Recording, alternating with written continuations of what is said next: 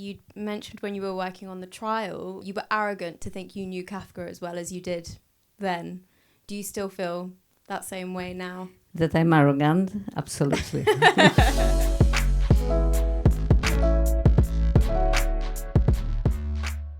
Such an honor to be here with you and talk about what a masterpiece of a film Franz is. We're going to get into the weeds of it all in the next half an hour or so, as much as I can do. But I feel like the most natural place to start is what your introduction to Franz Kafka. You read him as a teenager?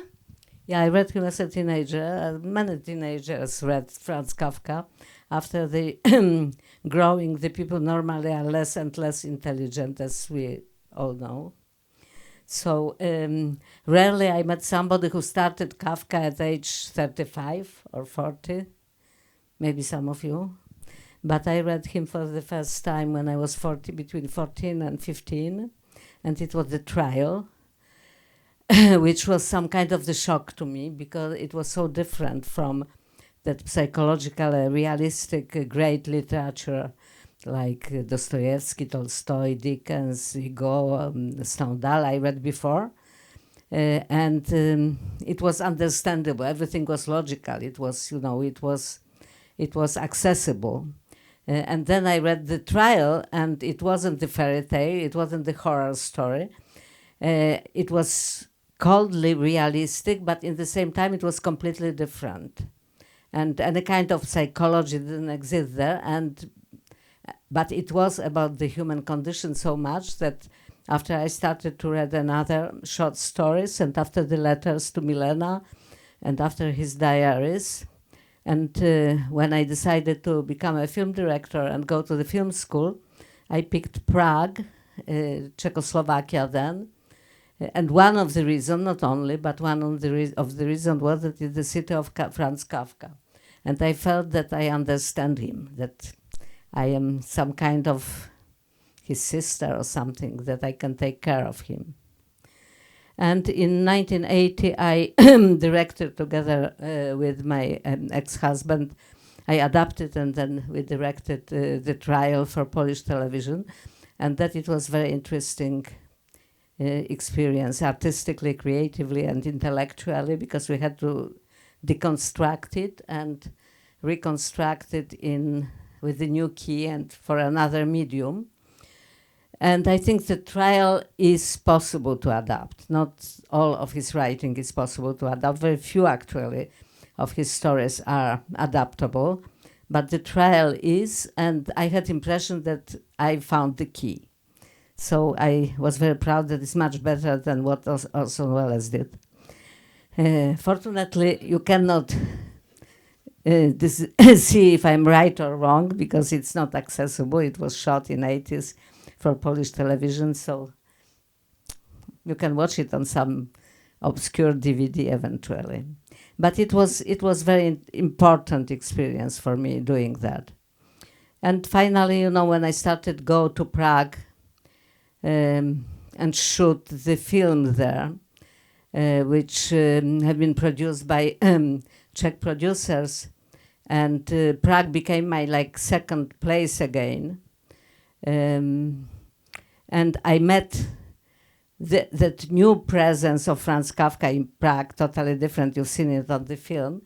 It somehow triggered in me the desire to look for him, and I didn't know if I can find him, but I wanted to really make that process of looking for Franz, which have been somehow buried by, on one hand, a lot of very important and very intelligent and very scientific books, biographies and analyses and so on, especially with the incoming anniversary of the 100 of his death. It was so many of them again that I had impression that fragile figure of that man just disappeared. And on the other hand, became the main tourist attraction in Prague, and every place you can find the names of Kafka, the cafes of Kafka. Burger doesn't exist anymore. Now it's falafel. But but still you have plenty of that over-present kitsch, but in the same time also some very, spirited inventions and monuments like the turning head. So I started to ask myself the question, if Franz will wake up and see all of that, what will be his reaction? Because he was so shy and he didn't want to survive after his death. He wanted to ask his friends to burn his writings, his manuscripts. And suddenly he's every place. He became the brand, the mark, the icon. And I'm not sure what will be his reaction. I'm pretty sure that he would like that sculpture of David Czerny, that big turning head, because he loved the new technology and cinema. And I was sure that his father will be the happiest man on the planet if he sees it. Because finally, his son, and what was the sorrow of his life, that his son is a failure. And suddenly he sees that he's a huge commercial success. So I'm sorry that Herman cannot see it. So we wanted to bring him back as well. It's so good. It's so good. And it's so clever that sort of those contemporary scenes, this jarring commodification of his legacy, interspersed with his life and what actually happened. Quite a few actors have played Franz Kafka on screen over the years. Where did Aidan come from? Because he is just magnificent and relatively unknown before Completely this. Unknown, actually. My friend and mentor, great Polish late director Andrzej Wajda, used to say that the good director, you recognize if he has luck with the weather. It means on the day when you need sun, you have sun. It means you are a good director. And second, if you have the luck with the cast. So Idan, because you pronounce Idan. Idan, he was in some experimental theater. He made some short films with his friends from the film schools. And that it was practically. And when we decided with the screenwriter Marek Epstein to try to have that kind of the narration, like layers, puzzles, fragments, and it took quite long. It was quite long process till we came to the moment when we thought it can work, and I felt that it can work eventually, if we will find the believable and not only physically relevant to the image we have about Franz Kafka, but also some kind of the soul of Franz Kafka, actor. And I didn't believe, sorry, Josef, that the actor can have it. That mostly actors, I love actors, by the way, and I know that they are very generous and that they can give you a lot of their soul. But I was thinking, here it's not the regular acting, what I imagine. It is the presence, it is some kind of the charisma, it is some kind of the quiet sincerity and the mystery, which is... So I was thinking that the casting directors have to look for the poets, musicians, somebody, from the area of art, but not the comedians. Our German co-producers hire the most famous, the legend of German casting, Miss Simone Barr. And after a few weeks, she sent me the first video, and it was 3 actors, and Idan was there. So I was thinking it's not possible. Just that guy not only looks like Franz Kafka, but also he has that kind of something specially different. And I wrote to Simone asking to organize the meeting, because she was in Berlin, he was in Germany, I was in Prague, I think. And she didn't answer me for 1 week, 2 weeks. On the third week, I became a bit nervous and also a bit angry that, that what it means, we are in hurry. So I called German producers, and they said me that she just died. She was sick. She had the cancer, what no one knew. Anyway, the people didn't in the industry didn't know, so her collaborators took over and organized the meeting with Idan and other actors after it was normal casting process. But I told to myself there is something like slightly metaphysical there, that Idan was her last gift to us, to the German cinema and to the cinema. He was so wonderful and such a testament to everyone involved. His performance. I just hope for him that he will not have Franz Kafka glued to his face forever, which is a dangerous. That maybe he will survive it. I hope he will. What kind of conversations did you have with him about building his Kafka? What was fact and what was interpretation? Or he read some Kafka in the school, but he was not very knowledgeable, and he told me that he will be preparing himself. And after, it was actually 6 months before we started the shooting when he was cast. So he had 6 months to think about it, which was not very healthy, I think. So he decided that he will lock himself in the apartment and read Kafka starting from the first work, after, the novels, after the longer novels, after the letters, and after the diaries. And during that period, he will not be leaving his apartment in day. He will be working only in night. I found it quite silly. And I told him, I have better idea. You have, you have to watch the tennis player Rafael Nadal when he plays tennis. It's perfectly Kafkian. It's like... But he did what he wanted to do, and apparently it helped him. I was a little worried because I told him, it's some kind of the stereotype when we are showing Kafka, when you are thinking about Kafka, you have that expressionistic black and white, dark, gloomy, foggy presence, and somebody who has like a little crooked body. And I wanted to put the light on him and give him the colors and bring him to life and show that life is more colorful and complex and rich, actually, that very, one-dimensional image. But, it was very much instinctive work. It means from him and from me. I tried, it's a question of the trust with the actors. I'm not giving a lot of notes, normally. Josef played the main role in my previous film, Charlatan, and it was your first, actually, no? My first... feature film. The second one. Second one, yeah. But you've been very young, so... It was first really good, right? That's a really good one. I mean, this is a beautifully fragmented film, and as we've discussed, has those current day scenes interspersed with his letters and his life, and then also, as you've just seen, this dramatization of in the penal colony.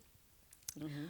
Why? Obviously, you've done the trial. Why this short story and not the Metamorphosis or any of the others? Why that one? It was 3 reasons. One, it was that it's practically only one you can really dramatize visually. I think so. Second, it was one of the first novel he read in public, and the reactions have been like that. And I really had the ambition to recreate the same feelings among the audience in the theater as the people listening to his lecture had 100 years ago. 110 years ago. And it's much more difficult for me than it was for him, because the people are terribly blasé with the violence. You felt uncomfortable when watching it? Yes? Good. when we showed the cut for the television, the co-producers from the television and the distributors, they asked us to short it or maybe cut this scene. So I was really felt very happy that it means it works. But of course it's a bit risky. But you know, the main reason was that novel somehow was extremely important, especially in Germany after the Second World War. Actually, it was one of those pieces which made Kafka after the Second World War globally famous as some kind of the prophet. That he imagined that he was a visionary who've seen that dehumanized and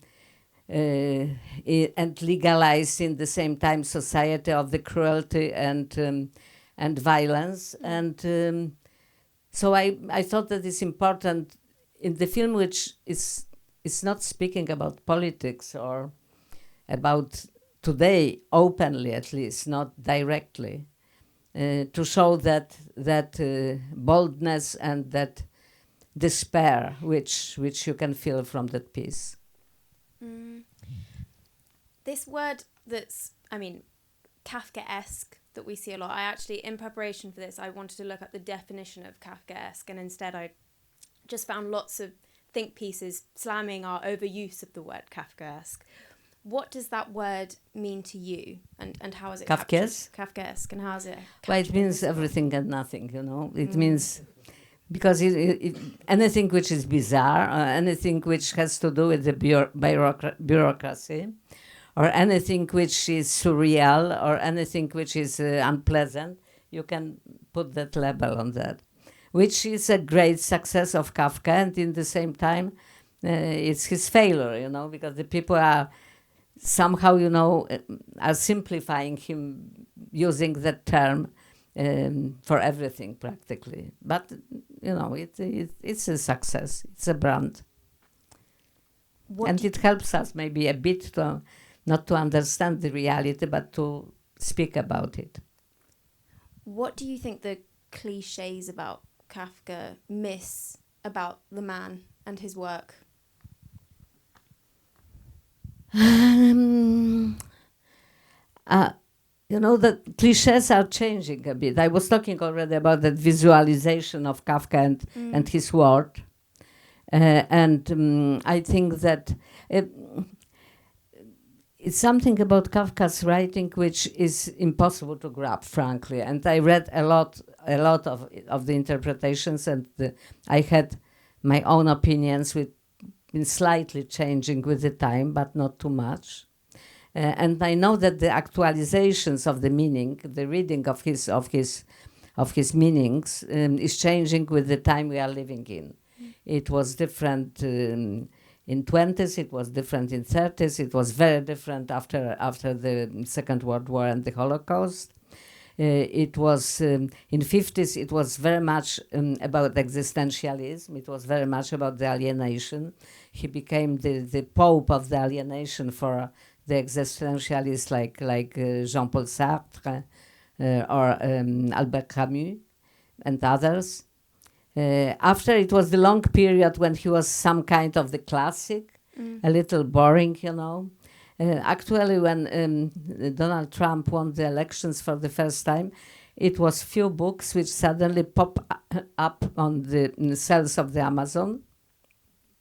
American Amazon. It was Orwell, it was Philip Roth with Plot Against America, and it was Kafka.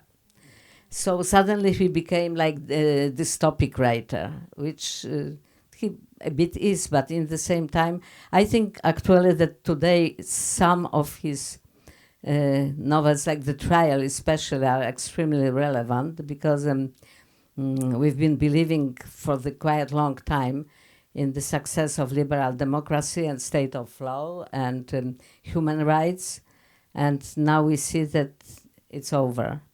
So that state, and especially the system, institutions of the law, which are again arbitrary and dehumanized, when anyone can be accused and anyone can be guilty, and he even doesn't have the full name. So it becomes very relevant. But again, to putting him into that only dimension, it's wrong. It's betraying something which is behind. So it is a bit also like a poetry, and it's a bit like the religious writing, in the same time without religion, and because of his Jewish roots, which he didn't develop too much, but he was somehow attracted to some aspects of that. And when I see the Kafkologs, it means the people who are studying Kafka's writing during all their lives and careers, and they remind me that Jewish Orthodox students from yeshiva who are analyzing through the generations Talmud, they will never find the answer to the meaning, but they, it's a bit like that. But I wanted really to look into his eyes, frankly. I've so much to ask about everything you just said. To your point about politics, obviously, as you said, this isn't an openly political film, but it's so hard to have conversations about film and art in general nowadays without talking about our political landscape. And maybe this is just you elaborating on your last point, but I know you can answer this with an abundance of personal experience as well. How can Kafka help us deal with artistic oppression and the rise of authoritarianism today? Scary question. I don't know. We have to ask him. He had very unexpected reactions to some things, also to other literature or something, or to the movies. I showed him watching Max Linder, I think, and he loved that kind of the cinema. So we don't know really, but what was characteristic about him? It was his totally fluid identity, that he was no place home really, even if he spent practically entire life in Prague. But he was born in Austro-Hungarian Empire, and he was a citizen of Emperor Franz Joseph. But he wasn't Austrian, he wasn't Hungarian. He lived in Prague, but he was not Czech. For the Germans, he was Czech Jew. For the Czechs, he was German Jew. For the Jews, he was bad Jew. So I love that kind of identity, and I share it with him. So totally. And you said this at the beginning, but just to ask a bit, maybe in a bit more depth, you don't think that Kafka would enjoy the level of fame that he has reached today? Well, when he was alive, he would not. But maybe, after spending 100 years in some kind of the abyss, maybe now to come out and see all that fame, who knows? Who knows? I remember I was a friend with another Czech great writer, Václav Havel, who became the president of Czechoslovakia, the first free Czechoslovakia, and after Czech Republic. And he was, before he was a dissident, and he was quite shy man, and he didn't want the fame. But once the revolution came and the communists fell down, the Czechs who didn't know him too much before, he was a writer, some knew him as a writer, some knew him as a dissident, but he didn't have that fame, global fame. And suddenly he had it. He became the rock star from one day to another. And in that moment, the decisions had to be made if he will be the president or not. And I spent with him 2 days and 2 nights when we've been going from one place to other with the group of his friends.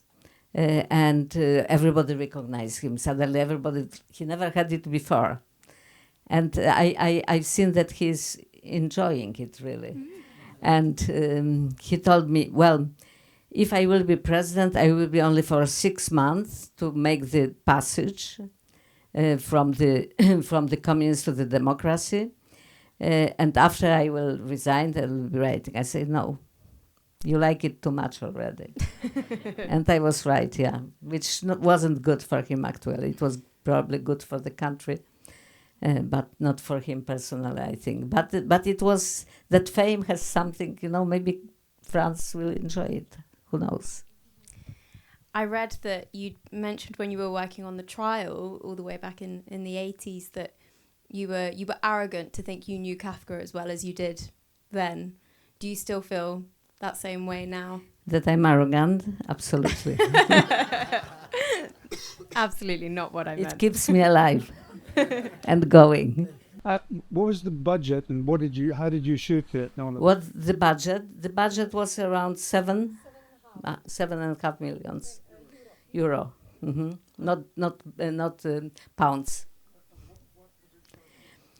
We've been shooting in Prague and in Berlin over 42 days. Wow. What camera? No, it was video.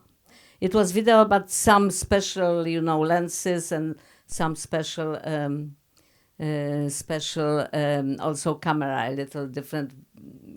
Like it has different look than the cinematographer and me. We wanted that it looks a little more like VGS than the contemporary thing, but we didn't push it too far. It's several tricks, like stylistic tricks or stylistic storytelling ideas, which can in some point to distance the viewer from the story, from him. And actually we had more of that, and after we take it away, because we try to find the balance between kind of intelligent essay and the sensual and emotional storytelling. Does anyone else have any questions? Yeah? Could you speak about the screenwriting decision of having different characters speak to camera? Looked into the camera. Well, when it was Sharka's, who is present here, idea and mine, the conversation came that we maybe can try to make the film about Franz. And I got very excited and scared a bit, and we decided to go to Marek Epstein, who is a screenwriter who wrote our common previous film, The Charlatan. And he's very skilled, very sensitive, very good writer, but quite classical in his, approach. So I told him that I see it differently, and he tried to, when we are doing the biopic, it's like two ways of doing the classical biopics. It will be all the life, practically, sometimes linear, sometimes with the flashbacks, choosing the most important moments, of course, and trying to fulfill, the gaps with the informations which are necessary. Or you choose one particular period, and you try to reflect in that period everything.